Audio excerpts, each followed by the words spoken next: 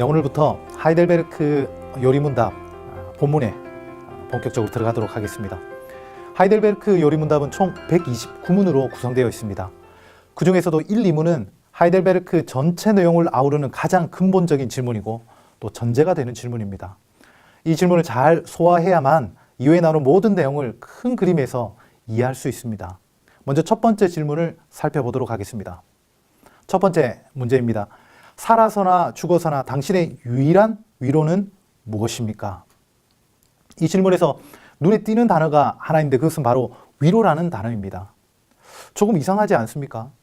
성도들의 신앙을 굳건하게 세우기 위해 만든 요리문답의 첫 번째 질문이 조금 의외입니다. 예를 들어 웨스트민스터 소요리문답처럼 인생의 목적이 무엇입니까? 이 정도는 돼야 할 것 같은데 위로를 언급하다니요. 학창 시절에 여러분들이 선생님에게 종종 듣던 말이 있습니다. 그건 바로 문제 속에 답이 있다. 곰곰이 한번 생각해 보시죠. 하이델베르크 요리문답에서 가장 중요한 첫 번째 질문에 위로가 언급되었다는 말은 당시 성도들에게 가장 필요했던 것이 뭐다? 바로 위로였다는 말입니다. 그리고 성도들에게 가장 필요한 것이 위로였다면 위로가 필요했던 그들의 삶이 어떠했는지 어렵지 않게 우리는 유추할 수 있습니다. 그들의 삶은 말할 수 없는 고통의 연속이었습니다. 그 고통은 가난과 질병의 문제일 수도 있고 신앙을 지키기 위해 감당해야 했던 고난일 수도 있습니다. 이 책이 출판된 지 벌써 450년이 지난 지금 우리의 삶은 어떻습니까? 여전히 우리의 삶 가운데는 시시때때로 찾아오는 고난을 피할 방법이 없습니다.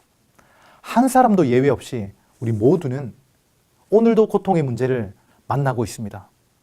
가난과 질병으로 또 관계와 또는 인생의 의미를 찾지 못해 실망하고 있습니다. 그렇다면 이 위로는 어떤 위로입니까? 다시 한번 우리 1문을 읽어보도록 하겠습니다. 살아서나 죽어서나 당신의 유일한 위로는 무엇입니까? 이 위로는 살아있을 때도 죽을 때도 변하지 않는 영원한 것, 단 하나밖에 없는 위로라고 말하고 있습니다. 세상 사람들이 이 고통을 떨쳐버리기 위해 몸부림치고 있습니다. 세상은 무엇이 우리의 고통을 사라지게 해줄 것이라 말하고 있습니까? 가장 큰 소리를 치는 것이 바로 돈입니다. 부자가 된다면 너의 모든 문제를 해결해 줄 것이다. 또 명예가 있습니다. 높은 자리에 오르면 아무도 널 함부로 대하지 못하고 너는 이제 고생 끝이다. 어떤 이들은 건강을 그리고 고통을 잠시 잊기 위해 쾌락에 빠지기도 합니다. 이것들은 잠깐의 위로가 될 수 있지만 금세 흔적도 없이 사라지는 것들입니다. 가난을 벗어나기 위해 앞뒤 가리지 않고 개같이 돈을 벌었는데 이제는 그 부를 유지하기 위해 잠을 못 이루고 머리 다 빠지고 병들어 신음합니다. 과거에 천하를 호령했던 대통령들이 다 어디 있습니까? 누구의 잘잘못을 따지는 것이 아닙니다. 그 명예가 덧없다는 의미입니다. 조금 더 가까이 우리 주위의 이야기를 해볼까요? 어떤 이들은 오랜 기간 취업을 하지 못해 고통 가운데 있습니다. 어떤 이들은 직장 생활을 하면서 하루에도 몇 번 이 회사를 때려치울 거라고 말합니다. 어떤 이들은 결혼을 하지 못해서 슬프고 어떤 이들은 배우자를 죽이고 싶어 합니다. 어떤 이들은 그토록 원하는 아기가 없어서 고통스러워하며 눈물을 흘리고 있습니다. 또 어떤 가정은 그 자녀 때문에 미쳐버리기 일부 직전에 있습니다. 이처럼 세상이 말하고 우리가 생각하는 위안은 잠깐의 위로가 될지 모르지만 결국 다시 고통의 수레바퀴에 휘말리게 됩니다. 그렇다면 하이델베르크는 영원하고 유일한 위로가 무엇이라고 답하고 있을까요? 1문에 대한 답변입니다. 살아서나 죽어서나 나는 나의 것이 아니요 몸도 영혼도 나의 신실한 구주 예수 그리스도의 것입니다. 쉽게 말하면 우리의 영원하고 유일한 위로는 내가 예수 그리스도의 소유라는 사실에 있다는 것입니다. 예수님께서 우리를 구속하시고 마귀의 권세에서 해방시켜 주심과 하나님 아버지께서 나를 보호하시고 모든 것이 합력하여 구원을 이루게 하심과 성령 하나님께서 나의 영생을 확인시켜 주시고 마음을 다해 주를 위해 살게 하는 이 모든 것이 영원하고 유일한 위로가 된다고 선포하고 있는 것입니다. 그렇다면 영원하고 유일한 참 위로를 얻기 위해 우리는 어떻게 해야 할까요? 그것이 바로 제2문과 답입니다. 제2문. 이러한 위로 가운데 복된 인생으로 살고 죽기 위해서 당신은 무엇을 알아야 합니까? 답입니다. 다음에 세 부분을 알아야 합니다. 첫째, 나의 죄와 비참함이 얼마나 큰가? 둘째, 나의 모든 죄와 비참함으로부터 어떻게 구원을 받았는가? 셋째, 그러한 구원을 주신 하나님께 어떻게 감사를 드려야 하는가 알아야 한다는 것입니다. 우리는 진정한 위로를 얻기 위해 무엇을 해야 한다고 답하고 있습니까? 우리가 하나님 위해 열심히 헌신하고 진정한 위로를 달라고 기도하라고 말하고 있습니까? 아닙니다. 하이델베르크 요리문답에서는 세 부분을 알아야 한다고 답하고 있습니다.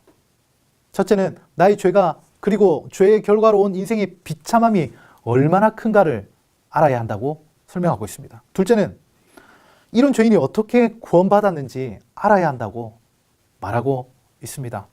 셋째는 구원받은 성도는 어떤 삶을 살아야 하는지 알아야 한다고 이야기하고 있습니다. 지금까지 살펴본 1, 2문을 정리해 보도록 하겠습니다. 요리문답 129문 중에 1, 2문은 전체 그림을 그려주는 질문과 답이라고 했습니다. 다시 당시 말할 수 없는 슬픔과 고통의 한가운데 서 있는 성도들에게 가장 크게 필요했던 것은 바로 위로였습니다. 그 위로는 잠깐 스쳐 지나가는 세상이 주는 거짓 위로가 아닙니다. 살아있을 때에도 죽을 때도 변하지 않는 영원한 그리고 유일한 위로여야 했습니다. 그 진정한 위로는 저와 여러분이 예수 그리스도의 소유가 되었다는 사실입니다. 그렇다면 영원하고 유일한 참 위로를 얻기 위해 우리는 어떻게 해야 합니까? 어떤 결단과 행동이 아니라 세 부분에 대한 지식이 필요하다고 했습니다. 첫째, 나의 죄와 비참함이 얼마나 큰가? 이 내용은 앞으로 살펴보게 될 3문에서 11문에서 구체적으로 다루게 됩니다. 둘째, 나의 모든 죄와 비참함으로부터 어떻게 구원을 받았는가? 이것은 12문에서 85문에서 구체적으로 다루고 있습니다. 셋째, 그러한 구원을 주신 하나님께 어떻게 감사를 드려야 하는가를 알아야 한다고 했습니다. 마찬가지로 86문에서 129문에서 다루고 있습니다. 사람이 범죄한 이후로 이 고통의 문제는 늘 우리와 함께하고 있습니다. 저와 여러분도 이 고통의 문제에서 자유할 수 없습니다. 그렇다면 고통이 넘쳐나는 우리 인생에 위로 삼고 있는 것이 무엇입니까? 혹시 세상 사람들처럼 돈, 명예, 쾌락을 쫓지 않습니까? 그것은 잠시 머물다 없어질 것입니다.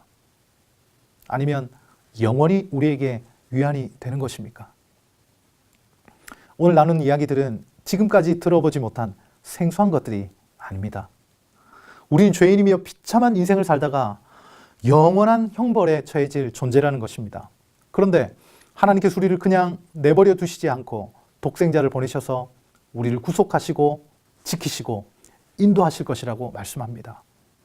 우리가 죽어 하나님과 함께할 천국은 우리의 언어로 표현할 수 없는 영광스러운 곳이라고 했습니다. 우리가 이 성경의 말씀을 신뢰한다면 우리의 삶은 완전히 뒤집어질 것입니다. 날마다 그리스도의 구속을 기뻐하며 찬양할 것입니다. 삶에는 기쁨이 넘쳐날 것입니다. 더 이상 세상의 헛된 것을 쫓는 그런 인생으로 허비되지 않을 것입니다. 그리고 지금 죽어도 이 생을 아쉬워하지 않을 것입니다. 여러분, 계속해서 진행되는 하이델베르크 요리문답이 진행되는 동안 진리의 말씀을 잘 이해하고 믿음으로 삶에 녹아들 수 있도록 기도하시기를 부탁드립니다. 감사합니다.